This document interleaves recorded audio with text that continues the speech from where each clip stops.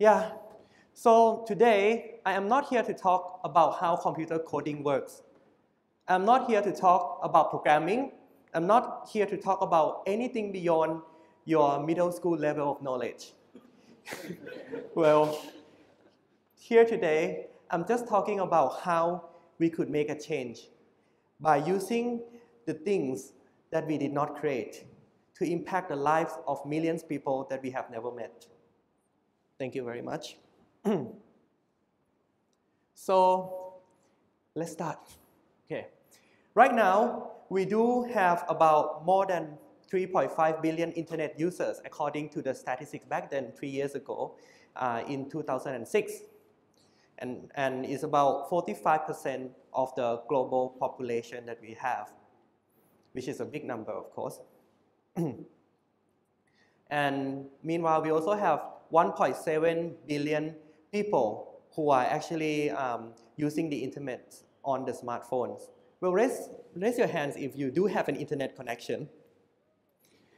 And for those of you who are watching online, you have no excuse. So back then in Harvard University, the university student named Mark Zuckerberg has created a social media platform that has changed the world in terms of getting connection with many different people. And we know it as, of course, Facebook. The thing is that we do not need to create anything new at all in order to impact lives of million people. No, we do not. We just need to know the functions of how it works very well. I am an ordinary people who use Facebook very often. But in the same time, instead of just using it for the sake of posting my photos, I also using it for the sake of reaching the goals that I want, especially in terms of leading and linking the people together. So what happened was that I came up with 3 of my friends.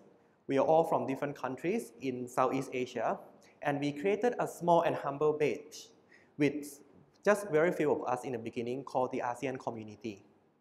And in this page, we try to link the people who came from 10 different countries in Southeast Asia, namely Brunei, Cambodia, Laos, Indonesia, Malaysia, Myanmar, Thailand, of course, Vietnam, Philippines, and Singapore. We try to link them all together. So what happened was that we organized ourselves into the administrators of this page, and we tried to encourage the people, especially the members who subscribed to us, and those who are very active in terms of sharing our posts, to make them the administrators just like us, so that they could lead the page and create the posts that they want in order to draw the attentions of the people, whether it can be in terms of societies, it could be in terms of politics, or it could be in terms of tourism. So when we came up together, we had about 200 people in our page. And by the end of 1 year, we had about 2,000 people. And in 4 years' time, we have 200,000 people subscribe to us. That means no matter what we post in our page, there will be more than 200,000 people who could see it. And it came with a big success. And of course, it's not something that I did by myself, but it was a mutual collaboration of those people who have the eagerness to lead. And they have used the internet to the maximum capacity that they could without even understanding how the coding works at all. And it was very simple. Some of them, after they have engaged with our page, we get to travel overseas. We get to get connections in terms of business, in terms of politics. We've got to meet with many different interesting personals throughout Southeast Asia. And they all came from different backgrounds. And we were just college students at that time. It was not because we used a lot of money to do it. In fact, the page that we created, we were not paid. And we did not pay any single cent for the advertisement on Facebook. But it was just that apart from our study time, we are always on social media. So we try to use our social media time to engage with the posting and to listen to the feedback of our page members and to try to improve our page continuously. Until in August 2015, it was just about 4 years ago, we have successfully collaborated ourselves to be ASEAN Youth Organization. And it's quite interesting that our organization has started from just 3 people meeting up with each other on the social media. And now it's been legally, we have been legally registered based in Singapore. And now, of course, we do have 268,000 people who have subscribed to our channel. Well, I'm not just talking about the ASEAN, but I would like to also talk about about the United Nations as well, because I did a voluntary program in the United Nations at that time. And what happened at that time was that they wanted to create a social media platform in order to go against corruption. It was done by the United Nations Development Program in Thailand, but they needed a hand from the ordinary students like us who did not have any who do not have any other monetary support in the grade levels that we could engage with many people, but we just have a basic knowledge in using Facebook. So we collaborated ourselves, but instead of just starting from 3 people, we were more fortunate than that. So we had about 36 people since our very first day. And what we did was that we tried to engage them to raise funds and to use those funds in order to go against corruption by building a very strong network to campaign against corruption in the local levels throughout the rural areas in Thailand. So what happened was that we came up with the idea of having a coffee shop. This coffee shop was run by the volunteers in the northeastern Thailand's university.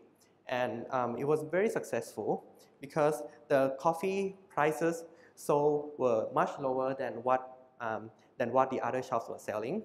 And we could get to advertise to our customers that by purchasing the coffees from our shops, then which means your each and every revenue would go to the program that goes against corruption at the local levels. And because of this program, a lot of freshmen and sophomores at many different universities throughout Thailand were able to contribute themselves against corruption for the very first time in their life. So we had a lot of channels. We had YouTube channels, and we also have videos on Facebook. And those videos were made by the collaborative efforts of the students who just met each other online. And by the end of 2 years' time, we had about 4,000 people who are engaged with our network, and everything was done online. In fact, the World Economic Forum has also awarded us Creative for Good Award, which is very interesting because it was all done by the normal students who did not really have any background in politics or economics at all. They are just those normal people who came from all across different backgrounds. And they could all together achieve this award from the World Economic Forum by just having the online opportunities through Facebook. So ladies and gentlemen, if you want the opportunity to knock on you, you have to first build the door. Even though some of the politicians might say, hey, let's build up the wall. But in fact, it was not a wall that we need, but it was a door. And we are living in a very interesting age called the disruptive age. And in this disruptive age, as you can see, many different businesses and organizations which fail to adapt themselves would soon or even later go out of their business because they couldn't target as much people as they needed online. And there are a lot of people that can be reached online in this age. Well, how many of you have heard about Netflix before? And how many of you have heard of blockbusters before? I could only see a few hands coming up, which means blockbusters have been very successful in the past. They have been running the business of renting the videos, But in fact, when Netflix came up, at first they have decided to present their business models to the blockbusters. But the blockbusters have decided that their model is not going to work, and they decided not to adapt any change at that time. Unfortunately, they went out of business rapidly. And so sooner or later, Netflix took over. And I believe it's the same thing as well. If you want to be the leader of the future, that means you would have to adapt yourself online. Because there will be a lot of people that you can reach out online. Whether whatever you want to do, whether you want to run a small shop of selling things to a lot of people, in fact, you might not even need to have a shop at all. You might just need to have your channels online and work with other people collaboratively in order to reach your channels online toward many different people. And you can just do it without needing any single cent, just as long as you have a laptop or a smartphone. In fact, a lot of celebrities and political figures in the world nowadays, they are trying to adapt themselves online. Even though they do have a lot of connections, they do have a lot of business connections, they do have a lot of people they knew in the White House or in Thai Kufa or whatever, they are still trying to engage with the online sector. And a lot of political parties are trying to engage the people online, but wait a minute. You do not need to be a political figure in order to reach out to the people online. In fact, a lot of modern celebrities are also emerging from the online sectors as well, whether it would be Ploy Chompu or Justin Bieber or whosoever that you can think of. They have started up from having YouTube channels online. And the same will hold true as well. If you start something and you do it passionately in the online sector, you would be able to do it very successfully. And in fact, in terms of politics, some people decided that they wanted to have a change, but they do not have enough military power and they do not have enough monetary power to do so. So what happened was that they decided to do things online. When they engaged with the people online, they could raise up a lot of voices who agree in the same ideology with them, and they could successfully create changes in their home countries, whether it be in case of Arab Springs or in case of the umbrella movements in Hong Kong. Ladies and gentlemen, just as some of the religions will tell you that they have always been spiritual worlds coexisting with the physical worlds. But to be honest, internet world is just like another world that coexists with the physical world. So even though physical worlds have a lot of obstacles, but when you do things in the internet world, which has far less obstacles because governments, they do not have full control over it, and you do not have a lot of obstacles on it, but you can also create a lot of change in the physical world by starting in the internet world. And there are 4 basic rules that we need to take note in order to do that. First is always you have to start somewhere. The road to greatness always begins with a single step. So when you first started your first step, that means you are already almost there. Just need the effort. And of course, the city of Rome was not built in a single day. So if you would like to build the city of Rome or you want to do something great, you have to start now and stay engaged. And when you're engaged, make sure that you let the other people around you to be able to engage with it as well. Because when you give opportunities to other people and they appreciate what they're doing, that means you can run a very successful organization without needing a lot of money at all. And you have to stay true to your goal so that the people will know the leader inside of you. As ladies and gentlemen, today we are living in the disruptive world.